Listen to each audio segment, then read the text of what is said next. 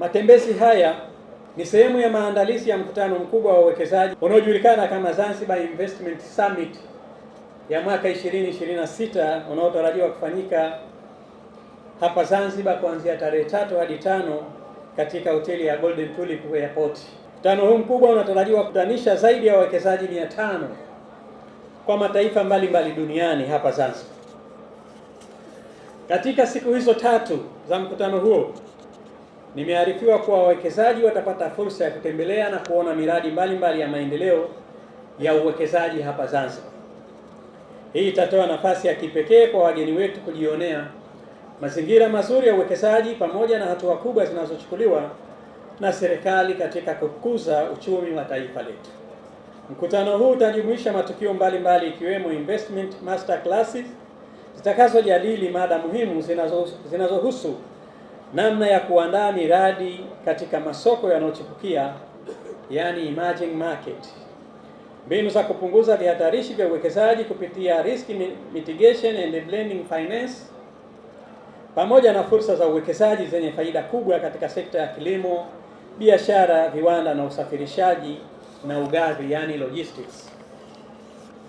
Kadhalika kutakuwa na mijadala mbalimbali ya kitaalamu, yani panel discussions, itakayowakutanisha wadau wakubwa wa maendeleo, wawekezaji, taasisi za kifedha na viongozi wa sekta za serikali na binafsi kujadili mustakabali wa uchumi wa Zanzibar, ikiwemo mada muhimu kuhusu what defines Zanzibar's next growth phase, yani nini kitakachobeba hatua inayofuata ya ukuaji wa uchumi wa Zanzibar.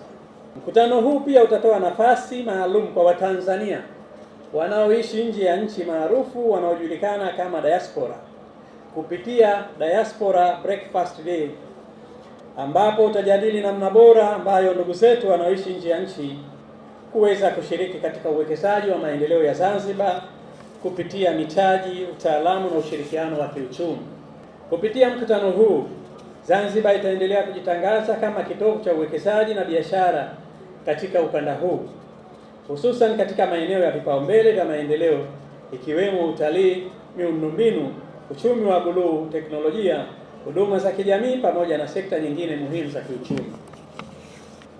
Serikali ya Mapinduzi ya Zanzibar inaendelea kuweka mazingira mazuri na rafiki kwa wawekezaji ili kuhakikisha uwekezaji unaongeza ajira kwa vijana, unakuza uchumi wa taifa na unaleta maendeleo ya moja kwa moja kwa wananchi wetu. Maendeleo ya kweli hayawezi kupatikana bila ya ushirikiano.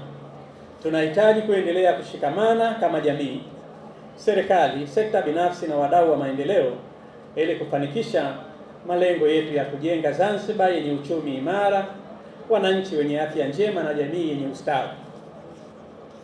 Ninatoa wito kwa wananchi wa Fumba na Zanzibar kwa ujumla kuendelea kushiriki katika shughuli za kijamii, michezo na maendeleo ambazo zinaimarisha mshikamano wetu na kuleta manufaa kwa jamii nzima.